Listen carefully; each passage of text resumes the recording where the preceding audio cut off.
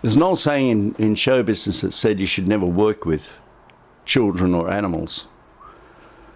And as such, the one-eyed crow provided us with some quite unique challenges, if you like. You see, we weren't just dealing with animals, we were dealing with wild birds. And wild birds in an environment which isn't necessarily conducive to wild birds. They were inside a house. Now, albeit that they were used to being here and they were fed on a regular basis. But once you start stomping around a place like that with a lot of sound equipment, a lot of people, a lot of crew, a lot of cameras and so forth, you're going to disturb these animals and they're not going to be there.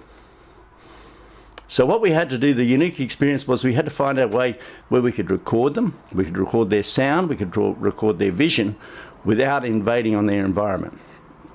And so what we did, we decided we'd only use one microphone, this one. It's called a Rode NT1A. It's probably one of the most successful microphones in videography that has ever been produced. And it did an amazingly good job of capturing everything in the area, everything around the environment, everything, the ambient sounds, the sound of the birds, their singing and everything perfectly. Now, of course, you still have background sounds like traffic and so forth, but that's part of the environment. I think it adds to the ambience of this whole thing.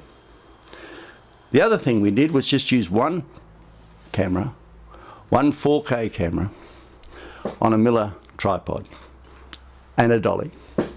So this gave us a silent movement around the area without invading on the birds, and so we could move and get the shots we wanted with the zoom lens without having a whole heap of people stomping through their area and making it very complicated. As such, the whole thing worked amazingly well. And that's how we shot the one-eyed crow. Nothing more to say. Is